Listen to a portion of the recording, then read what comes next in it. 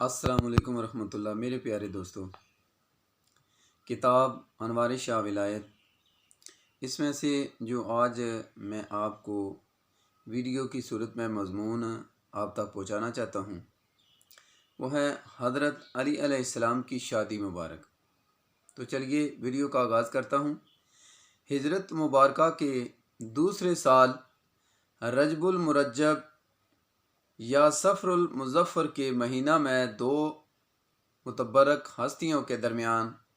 عقد مبارک ہوا اور نکاح مبارک کے اگلے مہینے جناب سیدہ فاطمہ سلام علیہا کی رخصتی مبارک ہوئی۔ اہل سیرت نے اپنی اپنی کتابوں میں اس واقعہ کا ذکر کیا۔ ان میں سے بعض نے اجمالی طور پر اور بعض نے تفصیلی کے ساتھ لکھا ہے۔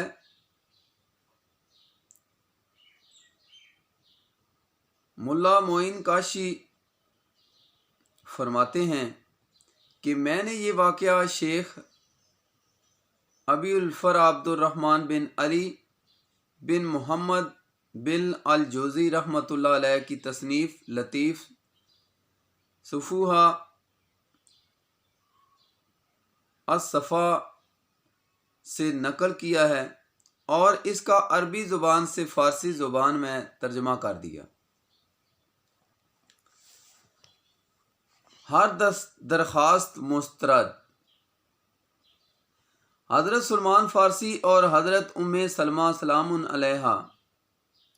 عالم طفولیت سے عالم بلوغت میں تشریف لائیں تو اکابر قریش نے رسول اللہ صلی اللہ علیہ وآلہ وسلم کی خدمت میں آپ کے لیے اپنی اپنی درخواست پیش کی، مگر رسول اللہ صلی اللہ علیہ وآلہ وسلم نے ہر درخواست کو یہ فرما کر مسترد کر دیا کہ مجھے اس امر میں اللہ تعالیٰ کے حکم کا انتظار ہے۔ چنانچہ فاروق اعظم رضی اللہ تعالیٰ عنہ نے اس سلسلہ میں اپنی درخواست پیش کی تو انہیں بھی یہی جواب ملا۔ مسجد نبوی میں مشورے۔ ایک روز حضرت ابو بکر صدیق رضی اللہ تعالیٰ عنہ، حضرت عمر ابن الخطاب اور حضرت سعد بن معاذ رضی اللہ تعالیٰ عنہ مسجد نبوی میں تشریف فرما تھے کہ جناب سیدہ فاطمہ الزہرا سلام علیہا کے نکاح مبارک کا قصہ چل نکلا تو ان لوگوں نے کہا کہ اس سرمایہ راحت و مسرت کے حصول کے لیے تمام اکابرین قریش نے اپنی اپنی درخواستیں برگاہ رسالت مآب صلی اللہ علیہ وآلہ وسلم میں پیش کی، مگر کوئی درخواست شرف پذیرائی اور قبولیت حاصل نہ کر سکی۔ صرف امیر المومنین حضرت علی کرم اللہ وجہہ الکریم ایک وہ شخص ہیں جنہوں نے نہ تو ابھی تک اس سلسلہ میں درخواست پیش کی ہے اور نہ ہی اس امر کا اظہار فرمایا ہے۔ امیر المومنین ابو بکر صدیق رضی اللہ تعالیٰ عنہ نے فرمایا، میرا گمان یہ ہے کہ اس کی وجہ حضرت علی کرم اللہ وجہ الکریم کا ہاتھ تنگ ہونا یعنی آپ کے فقر کا ہونا ہے، اور میرا گمان یہ ہے جناب فاطمہ الزہرا سلام علیہا کے نکاح مبارک کا مسئلہ معرض التوا میں ڈال دیا جانا محض حضرت علی کرم اللہ وجہ الکریم سے ہی ہے، اور اللہ تبارک و تعالیٰ اور رسول اکرم صلی اللہ علیہ وآلہ وسلم نے ان دونوں کی تزویج مبارک پر اظہار رضامندی فرمایا ہے۔ اس کے بعد حضرت ابو بکر صدیق رضی اللہ تعالیٰ عنہ نے حضرت عمر رضی اللہ تعالیٰ عنہ اور حضرت سعید رضی اللہ تعالیٰ عنہ کی طرف رخ اقدس موڑ کر فرمایا کہ میری خواہش یہ ہے کہ حضرت علی کرم اللہ وجہ الکریم کے پاس چلیں۔ اس کے بعد جواب میں حضرت سعد رضی اللہ تعالیٰ عنہ نے فرمایا کہ اے ابو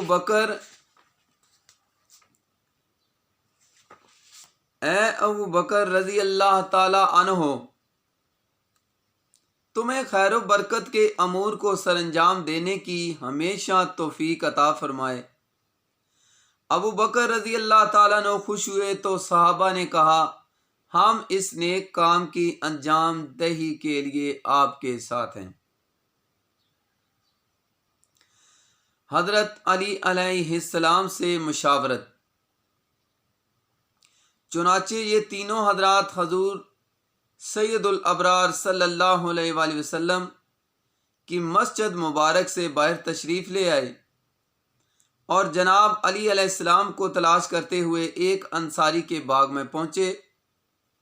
تو دیکھا کہ جناب علی علیہ السلام اپنے اونٹ کو پانی پلا رہے ہیں۔ آپ نے ان تینوں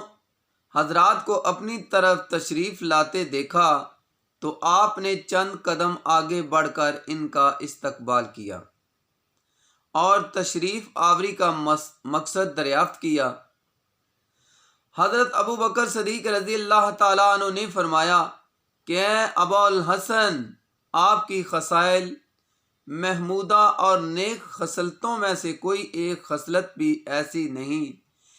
جس کے لیے آپ نے سبقت حاصل نہ کی ہو،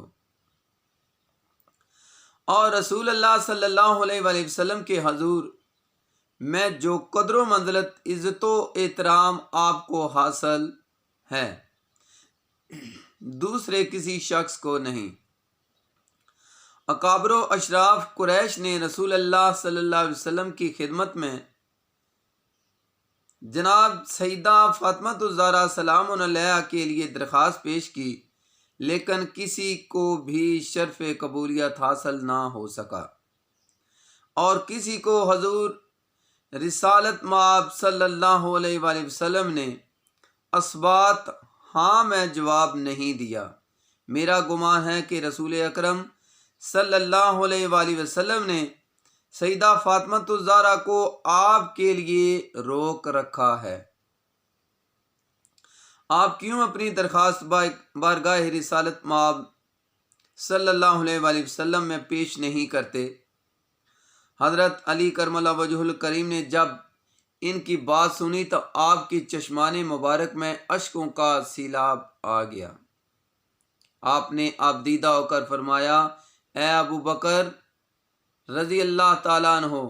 آپ نے یہ گفتگو چھیڑ کر میری تمناؤں اور آرزوؤں کی اس دبی ہوئی آگ کو دوبارہ بھڑکا دیا ہے جسے میں نے بڑی کوششوں کے ساتھ دبا رکھا تھا، اور آپ نے مجھ پر یہ سوال کر کے میرے اس شوق کو تیز کر دیا ہے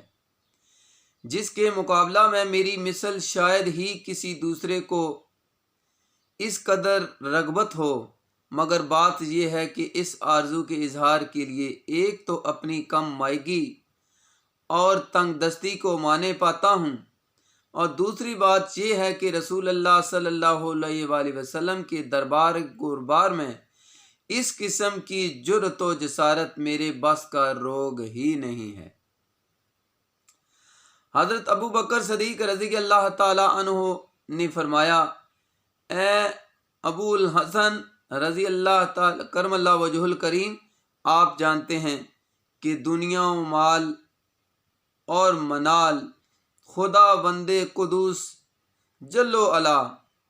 اور رسول اللہ صلی اللہ علیہ وآلہ وسلم کے نزدیک قطعی کوئی اہمیت نہیں رکھتا، اس لیے یقین رکھیں کہ دنیاوی مال و دولت کی قلت اور آپ کا فقر اس امر کے اظہار کے لیے ہرگز مانے نہیں ہے۔ امیر المومنین سیدنا حضرت علی کرم اللہ وجہ الکریم نے اپنی